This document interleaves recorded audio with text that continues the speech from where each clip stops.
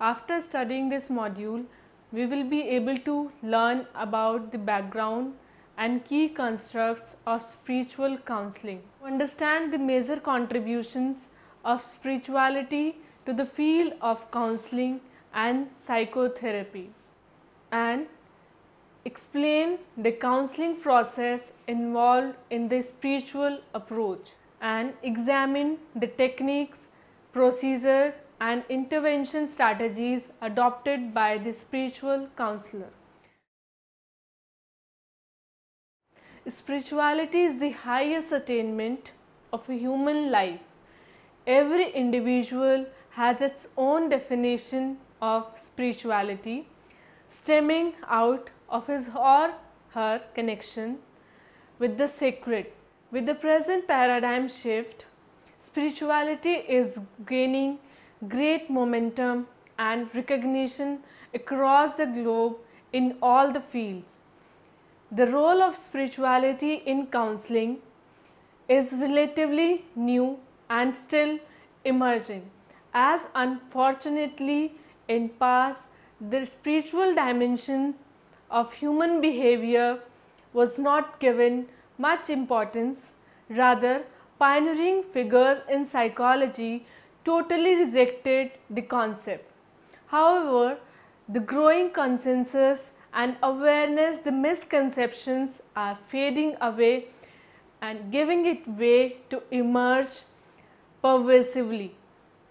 There are many rich sources available with mankind that can help us connect with our spiritual roots, such as scriptures, spiritual guides or innate resources. Scriptures can be any sacred or religious writing books that give us knowledge about the path to spirituality, whereas spiritual guides are the leaders who show us the path towards spirituality. And finally, innate resources are those allowing a person to become spiritual entirely through one's own thought and action. In the present era, the spiritual counselors help us by guiding the path of attaining spiritual peace and harmony using various psychological principles and techniques. In this module, an overview of the spiritual counseling approach would be presented by examining the role of the counselor and ways in which the client is expected to contribute to the counseling process. As a counselor's job varies directly with the role of the client. Now it is time to turn our attention to the specific process of spiritual counseling and theories which currently dominate the field of counseling. Process versus content. Yalom describes process in terms of underlying story, the one behind the literal content or facts being presented. As a habit of human behavior, one usually does not pay much attention to the underlying processes of a situation and comfortably accepts the expressed content. One never does attempt to understand the deep hidden meaning of the content or voice them out. This is one major area which is at the target of the counselor to help clients to analyze a situation than just being a passive recipient. For example, the following story was presented by a client during the counseling process. The other day I was sitting all alone in a park, frustrated, sad, angry. I just wanted to be away from everyone I knew. I never wanted to go back to where I was coming from, to the same set of people I have known throughout my entire life, as I do not want to trust them anymore. I decide to sit and relax by the lake, soak up the sun, so as to refill my energy of life. The area was warm and comfortable, surrounded by sunlight falling on the ground after kissing leaves. I started observing the nature around me, feeling the pleasant breeze kissing my cheeks, blossoming flowers, birds playing, just lying down there, looking up in the sky and observing clouds change their shapes. It all felt so warm and cozy that before I could realize, I was fast asleep. A sleep which I never enjoyed as beautifully in my past 30 years. If we focus our attention into the process of this example, then on the content, which is sitting in the nature and feeling its warmth, we will come to realize the process of healing of our nature. Why did this person feel all rejuvenated? How was he or she able to let go of all his or her worries and sorrows and sleep like an innocent, carefree kid? By tapping into this habit of analyzing, it is sure that one can uncover a lot of connections one has with the Supreme. The Tao and the paradox of control. Tao is the flow of life energy which is pervasively present and supports our existence. I'm sure all of us has experienced such times in which we feel in full control of our life situations. But the reality is something very different. These are the times in which our ego has taken over us completely and we are potentially heading for a crisis, as Tao can never be controlled. It is considered spiritual but not religious. The enlightenment in life can follow only when we surrender ourselves to the Tao, by discontinuing fighting the way out or path and letting go of what we cannot control and focusing on what we can begin to change. It is only one's feelings which we can control to some extent. Other than this feeling, a sense of control can be all false and non existent. It is typically when one is feeling most out of control that he or she attempts to behave in a manner so as to look in super control of themselves. However, if one learns to let go the control and surrender to the Tao, a sense of freedom and escalation can be experienced. Darkness before the dawn. As per the cycle of nature, the time before the dawn tends to be very dark. Try and observe this yourself if you ever happen to wake up that early. However, the moment the first sun ray appears, the darkness starts to set off, leaving a beautifully bright sky. Similarly, during worries, depression, and tensions, our life is similar to the period just before the dawn. It is when we give up the control and surrender to the Tao, the process of dawn starts and the darkness begins to move away. During these moments of darkness, the counselor attempts to therapeutically connect their spirit to that of the client, helping them move from despair, isolation, and hopelessness into hopefulness, connectedness, and joy. But this beautiful process will only occur when one surrenders oneself to the life energy completely. Relapsing client and spirituality. The success of a clinical intervention lies in the hands of both the client and the therapist. The therapist should be well oriented to the principles he or she follows, as well as sensitive enough to mold them according to the client's needs. At the same time, the client should be minimally as articulate, intelligent, and creative so as to comprehend the interventions being applied to them appropriately. Fulfilling these two basic conditions can produce remarkable changes in the life condition but do not still promise a sustained recovery. The period of combating stressors without the presence of a counseling session. If this dependence is not taken well into consideration, it can eventually lead to a relapse. Kurowski believes that individuals may have difficult time in maintaining a healthy phase if this recovery was limited to cognitive awareness. He contends that those individuals who are making changes cognitively, emotionally, physically, and spiritually have a better chance at remaining abstinent from similar problems. Thus, addressing spirituality is very important for relapse prevention. Addiction as a spiritual sickness. Everybody wants to receive as well as give immense amount of love, affection, and care to others who are connected with their lives. But a sick state of life can prevent them from doing so. As the thoughts become colored by negativity, perceptions become biased, and one, in a way, detaches oneself from the world. When this capacity is shaken, the state of one's life dips further deep, leaving one feeling lonely, sad, angry, and often misunderstood. The relationship of mind, body, and spirit is still very intricately organized around rising high from such states of life, but on only one condition, that is, surrendering to the life energy. Those who are able to surrender to a process, power, outside themselves can potentially experience a sense of peace, relief, and connection within them. Hence, ironically, it is a small surrender that really contributes to a sense of freedom and serenity, what we can call as being spiritual. It was until late 1970s that spiritual dimension of human behavior was not given the necessary importance it deserved in the field of psychology.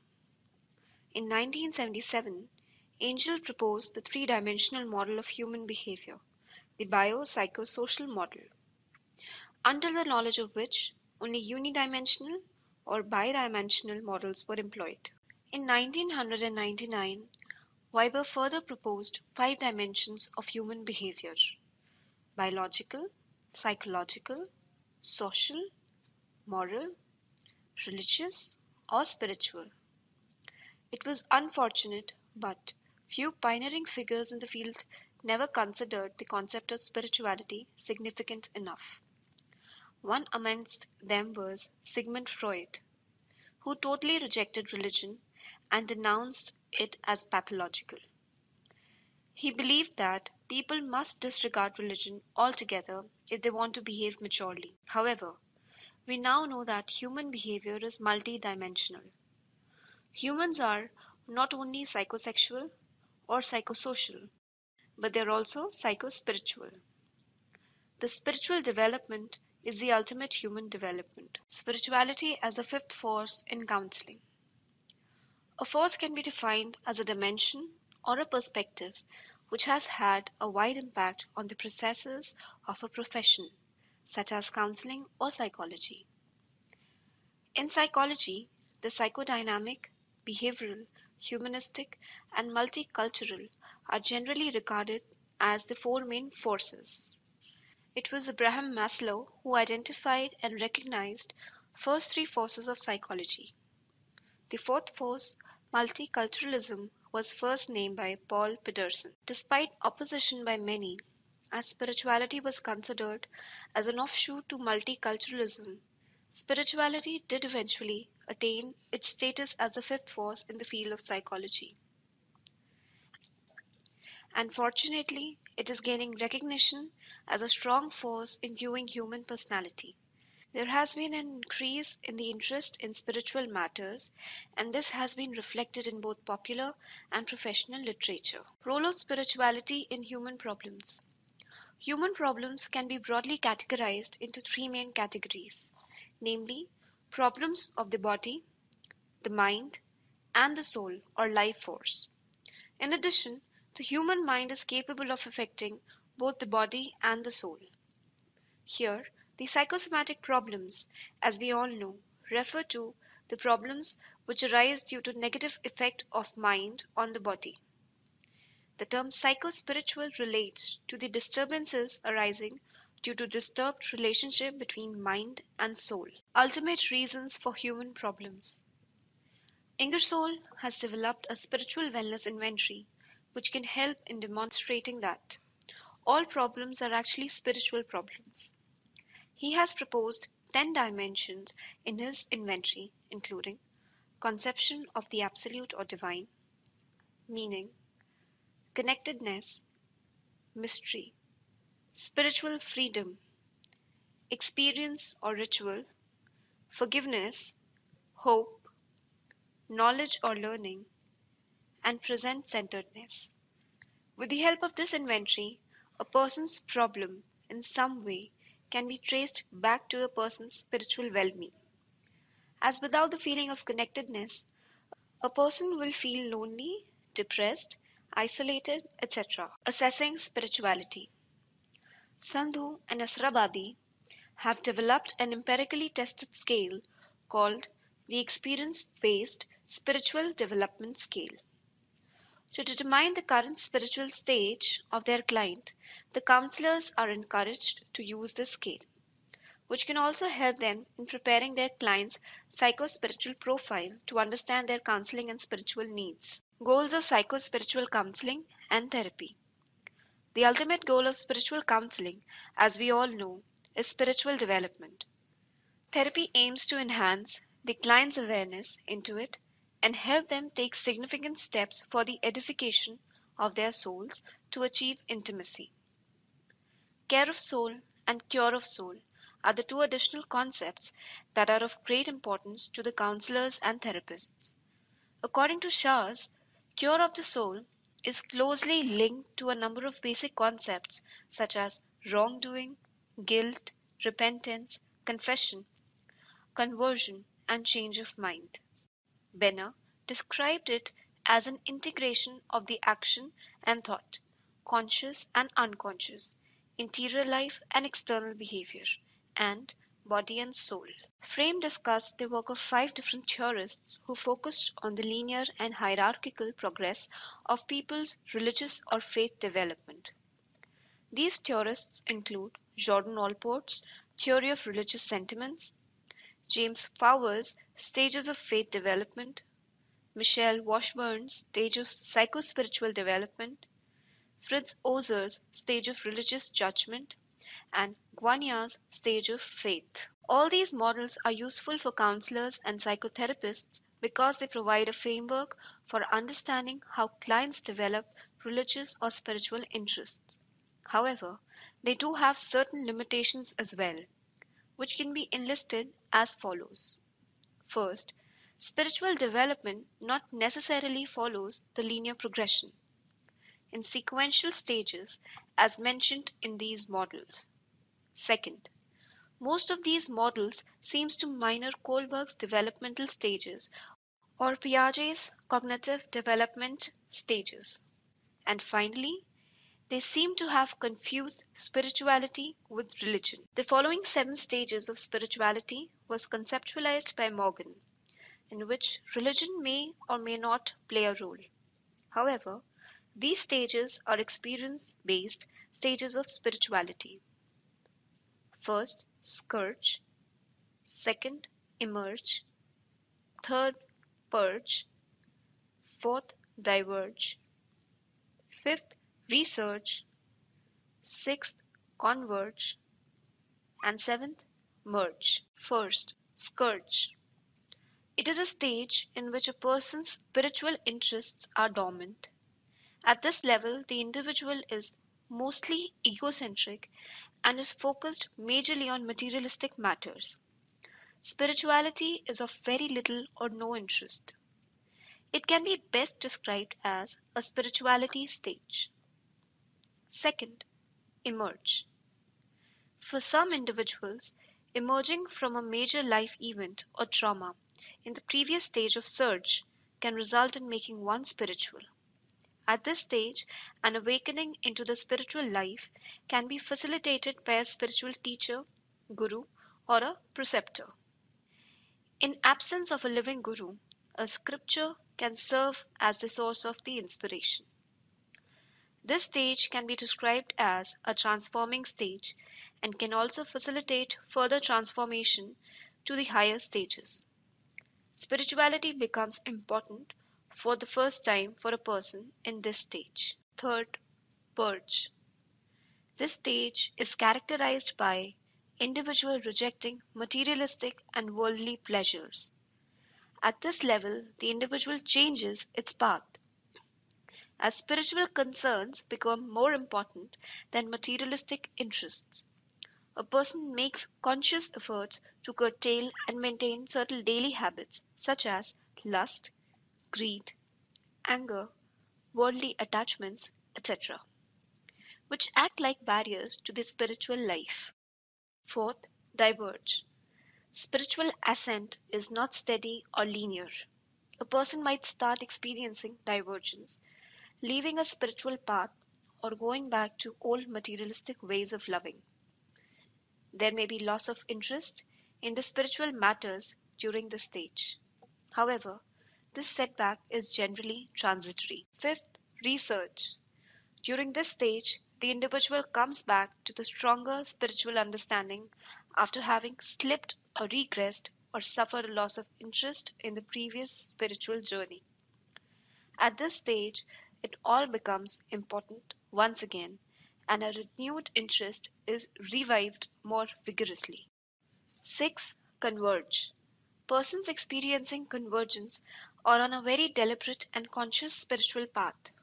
Their spiritual beliefs, spiritual feelings, and actions are all in synchrony. He or she starts living his or her life proactively according to the special rules for living as required by the scriptures or by high moral standards. At this level, the person experiences great solace and satisfaction by balancing spiritual and materialistic matters. 7. Merge. It is the ultimate stage in spiritual development. There is emphasis on experience of union with the God or oneness. Life and death are both blessings.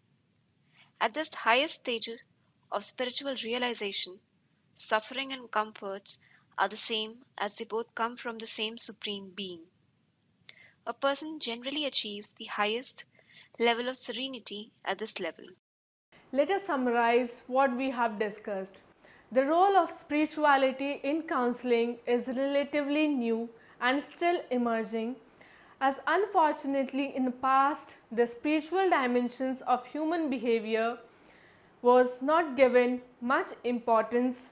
Rather, pioneering figures in psychology totally rejected the concept. However, with growing consensus and awareness, the misconceptions are fading away, giving it way to emerge pervasively. The path towards spirituality is certainly guided by one's mentor. However, the spiritual transformation of an individual must transcend in its own personal manner.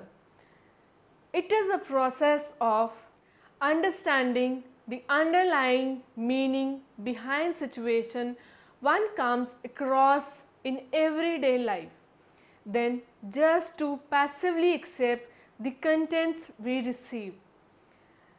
This understanding will help us surrender to the Tao, the ultimate life force, without surrenderance to which one cannot begin one's journey towards spiritual growth.